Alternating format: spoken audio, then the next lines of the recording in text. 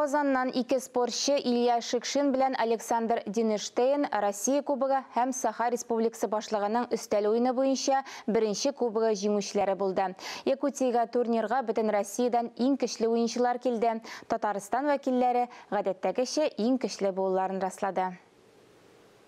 Җиңүче кубогы кыйммәтле чиста көмештән ясалган, булан мөгезе элементлары һәм милли бизәкләр белән бизәлгән. Го уены буенча Якутия башлыгы кубогында көндәшлек югары иде. Иң көчле уенчы исемен Казаннан күп тапкырлар Европа һәм Россия чемпионы Илья Шикшин раслады. Я играю с гос 5 лет. Го уеннан мин 5 яшымнан бирле уйныйм. Ул миңа һәр вакыт бик ошый. Партия вакытында көндәшемнең кем булуы мөһим түгел. Алдыма куелган бурычларны хәл итәргә тырышам. Зур ярышлар теплоходта узды. Турнирда катнашучылар бөтен дөнья мирасы исемлегенә кергән уникаль табигый һәйкәл ЮНЕСКО Ленский баганаларын карадылар. Күпләр монда булырга электән хыялланган.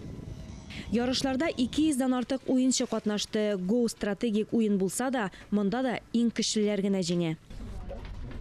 Первую игру я выиграл каким-то образом. Самое главное в ГО для меня это хорошо сыграть начало, потому что если ты хорошо играешь начало, то в конце у тебя, скорее всего, не будет проблем. Көнчыгыш хөкүмәтләр вәкилләре элек Го уены ярдәмендә ил белән идарә итәргә өйрәнгәннәр, үсеш стратегияларын билгеләгәннәр. Озак вакытлар уен Көнчыгыш Азия илләрендә генә таралган була. 20нче гасыр башында ул Көнбатышта да популярлаша.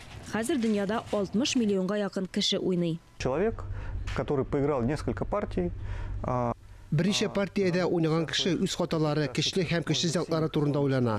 Үз фикерләү ысулын үзгәртә, үз эш алымын ачыклый. Бу бизнеста иң мөһиме. Белем алырга, үсәргә сәләтле кеше үз алдындагы теләсә нинди бурычны да хәл итә ала.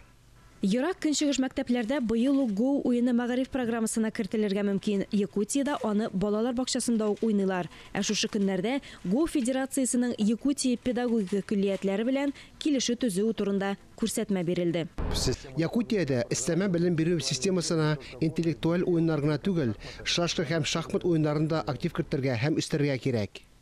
Мондый инновациялар нәтиҗәләрен бер елдан соң Саха Республикасы башлыгының икенче кубогында күрергә мөмкин булыр. Ә Казан егетләре Кытай Халык Республикасы илчесе кубогына агымдагы елның октябрендә Мәскәүдә узачак киләсе турнирга әзерләнә.